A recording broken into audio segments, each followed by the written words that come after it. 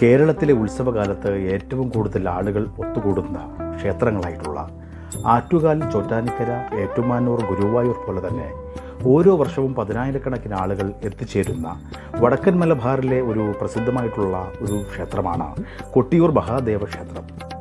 കണ്ണൂർ ജില്ലയുടെ കിഴക്കും വയനാട് ജില്ലയുടെ അതിർത്തി പ്രദേശവുമായിട്ടുള്ള കൊട്ടിയൂരിലെ ബാവലിപ്പുഴയുടെ തെക്കുഭാഗത്തായി ഒരു സ്ഥിരക്ഷേത്രം അവിടെ സ്ഥിതി ചെയ്യുന്നുണ്ട്.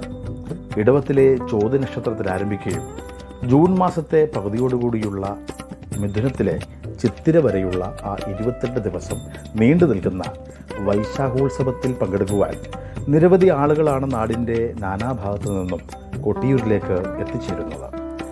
ദേവന്മാരുടെ ഉത്സവവും മനുഷ്യരുടെ ഉത്സവവും അതേപോലെ തന്നെ ഭൂതഗണങ്ങളുടെ ഉത്സവമായ ഇത് നടക്കുന്നത് ബാവലിപ്പുഴയുടെ വടക്കു ഭാഗത്തായി അക്കരെ താൽക്കാലികമായി കെട്ടിയുണ്ടാക്കുന്ന ക്ഷേത്രത്തിലാണ്. ആ സമയത്തിക്കരെയുള്ള സ്ഥിരക്ഷേത്രത്തിൽ പൂജകൾ ഉണ്ടായിരിക്കുകയുമില്ല. ഐതിഹ്യങ്ങളെ മുൻനിർത്തിയുള്ള കൊട്ടിയൂർ ക്ഷേത്രത്തിലെ ഉത്സവച്ചിട്ടകൾ ഏകീകരിച്ചത് ശങ്കരാചാര്യരെന്നാണ് പറയപ്പെടുന്നത്.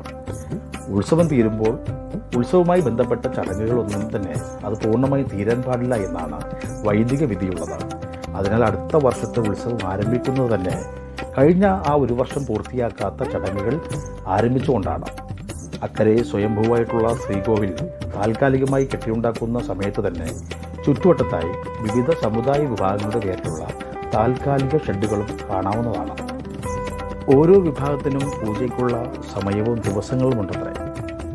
തൃക്കലശാട്ടത്തോടെ സമാപനം കുറിക്കുന്ന വൈശാഖ ഉത്സവത്തിൻ്റെ ആദ്യ ദിനങ്ങൾ കഴിഞ്ഞ അവസാന ദിവസങ്ങളിൽ സ്ത്രീകൾക്ക് പ്രവേശനമില്ലായ്മയും ആ ദിവസങ്ങളിൽ പുരുഷന്മാർക്ക് മാത്രമേ പ്രവേശനം അനുവദിക്കുകയുള്ളൂ.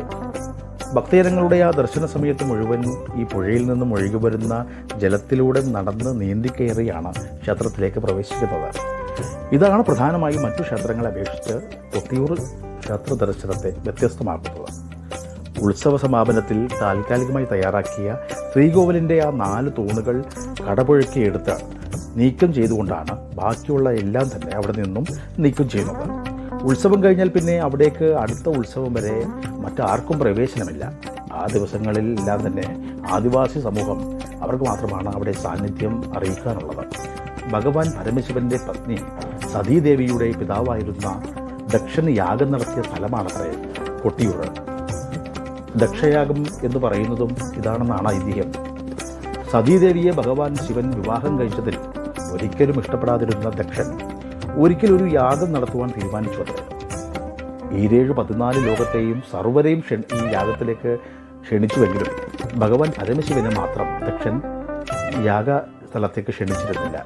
എങ്കിലും ഈ വിവരം അറിഞ്ഞ സതീദേവി തൻ്റെ പിതാവ് നടത്തുന്ന ആ യാഗയജ്ഞ ഭൂമിയിലേക്ക് എത്തിച്ചേരുകയുണ്ടായി. എന്നാൽ അവിടെ എത്തിയ സതീദേവിയെ എല്ലാവരുടെയും മുന്നിൽ വെച്ച് തൻ്റെ ഭർത്താവായിട്ടുള്ള പരമശിവനെ ദക്ഷൻ ഒരുപാട് അവഹേളിക്കുകയുണ്ടായി. ഇതിൽ വളരെ ദുഃഖിതയായിട്ടുള്ള സതീദേവി ദക്ഷൻ നടത്തിക്കൊണ്ടിരുന്ന ആ യാഗാഗ്നിയിലേക്ക് ചാടി ജീവനെടുക്കുകയായിരുന്നു. ഇതേസമയം കൈലാസത്തിൽ ധ്യാനനിരതനായിരുന്ന ഭഗവാൻ ഇതറിഞ്ഞ് കോപാകുലനാകുകയും തൻ്റെ ജട മറിച്ചെടുത്ത് നിലത്തടിക്കുകയും ചെയ്തു. ആ ജടയിൽ നിന്നും ഉത്ഭവിച്ച വീരഭദ്രൻ ദക്ഷൻ്റെ ആ യജ്ഞശാലയിലേക്ക് കടന്നു ചെല്ലുകയും ദക്ഷനെ ആക്രമിക്കുകയും ദക്ഷൻ്റെ താടി പറിച്ചെടുക്കുകയും ശിരസ് അറുക്കുകയും ചെയ്തു അത്രേ. ശേഷം ശിവതാണ്ഡവമാടിയ പരമശിവന്റെ അടുത്തേക്ക് എത്തിയ ദേവഗണങ്ങളുടെ അപേക്ഷയെ മാനിച്ച് യക്ഷന്റെ തലയ്ക്ക് പകരം ഒരു ആടിൻ്റെ തല അവിടെ പ്രതിഷ്ഠിക്കുകയും ശേഷം മുടങ്ങിപ്പോയ യജ്ഞം പൂർത്തീകരിക്കുകയുണ്ടായി എന്നതാണ് ഐതിഹ്യം. ആ ദക്ഷന്റെ താടിയുടെ പ്രതീകമാണ് കൊട്ടിയൂരിൽ പ്രധാനമായും വിൽപ്പനയ്ക്കുള്ള ഓടപ്പൂവ്. എന്നാൽ ഇത് ക്ഷേത്രത്തിൽ നിന്ന് വാങ്ങാവുന്നതല്ല. പുറത്ത് ക്ഷേത്രത്തിന് ചുറ്റുവട്ടത്തുള്ള പ്രദേശത്തുള്ള കടകളിലാണ് ഇത് ലഭ്യമാകുന്നത്. നിലവിൽ ഓരോ വർഷവും അഭൂതപൂർവമായിട്ടുള്ള തിരക്കാണ് ഇവിടെ അനുഭവപ്പെട്ടു വരുന്നത്.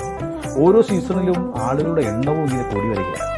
ആദ്യം മലബാർ മേഖലയിൽ നിന്നും പിന്നീട് മധ്യകേരളത്തിൽ നിന്നുമൊക്കെയായി ഭക്തജനങ്ങൾ എത്തിച്ചേർന്നതിനെങ്കിൽ ഇപ്പോൾ തെക്കൻ കേരളത്തിൽ നിന്നും തമിഴ്നാട്ടിൽ നിന്ന് പോലും ഭക്തജനങ്ങൾ എത്തി തുടങ്ങിയിട്ടുണ്ട്. ദൂരെ നിന്നും വരുന്നവർ മറ്റു ക്ഷേത്രങ്ങളുമായി യോജിപ്പിച്ചാണ് അങ്ങനെ തീർത്ഥാടനത്തിനായി ഇവിടേക്ക് എത്തിച്ചേരുന്നത്.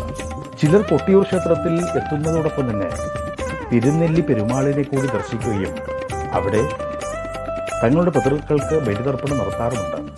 മറ്റു ചിലർ കൂട്ടത്തിൽ കണ്ണൂരിൽ തന്നെയുള്ള പറശ്ശിനിക്കടവ് മുത്തപ്പനെയും വണങ്ങിയിട്ടാണ് മടങ്ങാറുള്ളത്. വേറെ ചിലർ കൊട്ടിയൂർ ക്ഷേത്ര തീർത്ഥാടനവും അതോടൊപ്പം തന്നെ വിനോദയാത്രയും ഒക്കെ സംയോജിപ്പിച്ചുമാണ് യാത്ര ക്രമീകരിക്കുന്നത്. സ്ത്രീകൾക്ക് പ്രവേശനമുള്ള സമയത്ത് കുടുംബസമേതം ദർശനത്തിനായി ഓരോ വർഷവും ഭക്തജനങ്ങൾ എത്തിച്ചേരുന്നുവെങ്കിൽ പുരുഷന്മാർക്ക് മാത്രം പ്രവേശനം അനുവദിച്ച സമയത്തും മുടങ്ങാതെ തന്നെ ഓരോ വർഷവും കൊട്ടിയൂരിലേക്ക് എത്തിച്ചേരുന്ന സംഘങ്ങളുമുണ്ട്. സമീപഭാവിയിൽ ശബരിമലയെ അങ്ങനെ ഒഴിച്ചു നിർത്തിയാൽ ഉത്സവ സീസണിൽ ഏറ്റവും കൂടുതൽ ജനങ്ങൾ എത്തിച്ചേരുന്ന വടക്കൻ മലബാറിലെ ഒരു തീർത്ഥാടന കേന്ദ്രമായി മാറുകയാണ് കൊട്ടിയൂരിലെ ഈ മഹാദേവ ക്ഷേത്രം.